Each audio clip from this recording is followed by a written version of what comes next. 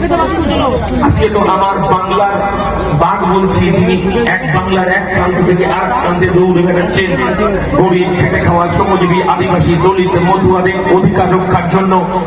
আমরা এই লড়াইটা লড়ছি। যে কথাটা বলছিলাম যে চরম ঘাট তিহার জেলের কি আদর তিনি বুঝেছেন। মমতা বন্দ্যোপাধ্যায় আহার বলছে ভুল বাতাসায় কাজ হবে না। আর আমার হচ্ছে হাবড়া থেকে পাশে বিধানসভা হাবড়া জ্যোতিপ্রিয় মল্লিক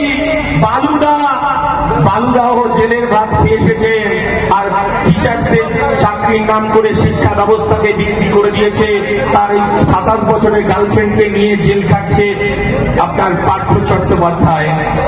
আমরা বলতে চাইছি আর এই কুটমস্তানগুলো যদি একবার আমডাঙ্গা থানার গারদে ঢোকে তাহলে এদের খবর আর এদের তৃণমূলের নেতারা কেউ নেবে না।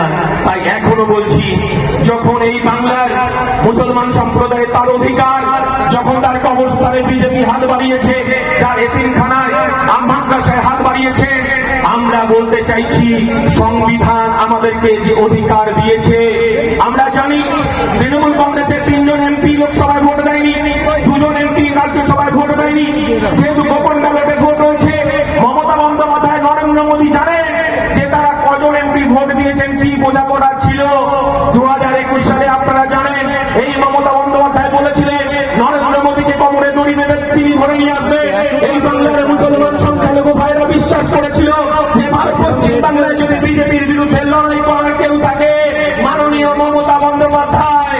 আমরা যখন দেখেছি যে এই বাংলায় বামফ্রন্ট সরকার যখন ছিল, বিজেপির ভোট ছিল 2%, 3%। মমতা বন্দ্যোপাধ্যায় আপনাকে তাই উত্তর দিতে হবে। 2024 সালে মমতা বন্দ্যোপাধ্যায় এই বাংলায় 40 থেকে 42% ভোট বিজেপির বাড়ল কি করে? আপনাকে উত্তর দিতে হবে। কারণ শুভেন্দু অধিকারী আপনারা জানেন ক্যাবিনেট মিনিস্টার ছিলেন, দীর্ঘদিনের মমতার ছায়াসঙ্গী ছিল। এখন মমতা বন্দ্যোপাধ্যায় আর শুভেন্দু বাবু শিশির বাবুর মতো এ বলছে